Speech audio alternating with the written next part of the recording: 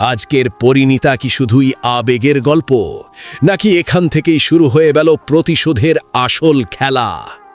আজকের এপিসোডে একসঙ্গে আমরা দেখলাম ভালোবাসার ভুল বোঝাবুঝি, চরিত্রের ভেতরের ভয় আর পারুলের জীবনের সবচেয়ে সাহসী রূপ।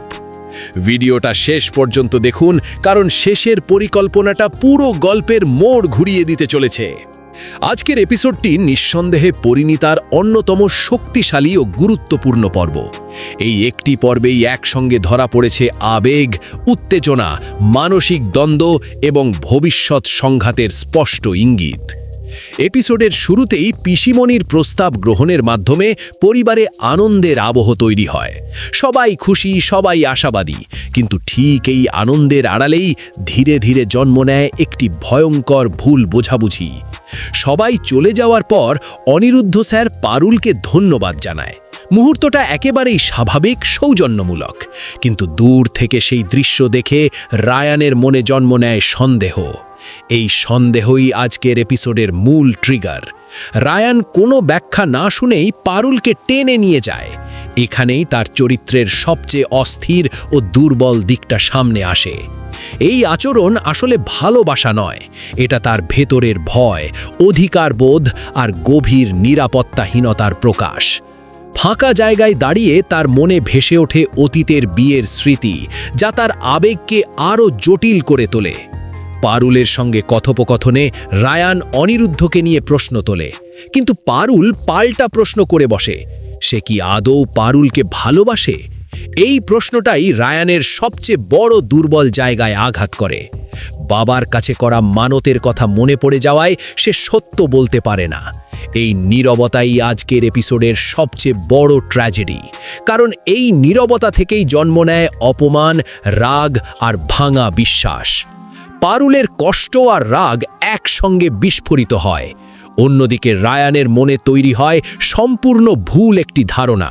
সে ভাবতে থাকে পারুল যদি আরও সফল কাউকে পায় তবে তাকে ছেড়ে চলে যাবে। এই ধারণা পুরোপুরি ভুল হলেও সেটাই রায়ানের মনকে গ্রাস করে রাখে। দুজনেই সত্য জানতে চায়, কিন্তু কেউই মুখ খুলতে পারে না, ফলে কষ্ট জমতে থাকে দুই পক্ষেই। ঠিক এই আবেগঘন মুহূর্তেই গল্প নেয় এক ভয়ঙ্কর মোড়। শিরিনের পাঠানো গুন্ডাদের হামলায় পরিস্থিতি হঠাৎ করেই জীবন মৃত্যুর লড়াইয়ে পরিণত হয়। বন্দুকের মুখে পড়েও রায়ান ও পারুল একসঙ্গে লড়াই করে নিজেদের রক্ষা করে। এই দৃশ্য আবারও প্রমাণ করে বিপদের সময় তারা একে অপরের সবচেয়ে বড় শক্তি। এরপর পারুল পুরো পরিস্থিতির গভীরতা বুঝে নেয়। সে নিশ্চিত হয় এর পেছনে সংযুক্তার হাত রয়েছে, এবং এখানেই শুরু হয় আজকের এপিসোডের সবচেয়ে শক্তিশালী অংশ। পারুল সরাসরি জেলে গিয়ে সংযুক্তার মুখোমুখি হয়।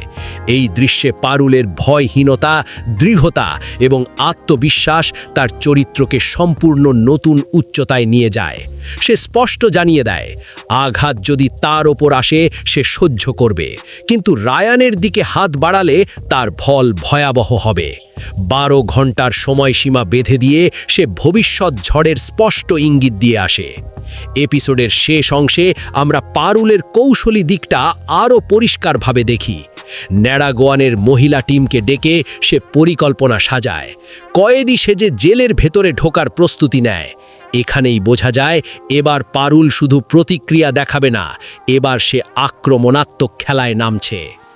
আজকের এপিসোড তাই শুধুই আবেগের গল্প নয়, এটা ছিল ক্ষমতা, সাহস, নীরবতার মূল্য আর প্রতিশোধের সূচনার গল্প। সামনে যে সংঘাত আসছে তা শুধু তীব্র নয়, বরং পুরো গল্পের ভবিষ্যৎ নির্ধারণ করে দিতে চলেছে। আপনাদের আজকের এপিসোড কেমন লাগলো? রায়ানের নীরবতা কি ভুল, নাকি পরিস্থিতির শিকার? পারুলের এই নতুন রূপ কি আপনাদের চমকে দিয়েছে? কমেন্টে আপনার মতামত অবশ্যই জানাবেন। এই ধরনের ডিপ অ্যানালিসিস, চরিত্রভিত্তিক ব্যাখ্যা আর এক্সক্লুসিভ আপডেট পেতে চ্যানেলটি সাবস্ক্রাইব করুন, এবং ভিডিওটি ভালো লাগলে লাইক দিতে ভুলবেন না। দেখা হবে পরের এপিসোডের বিশ্লেষণে।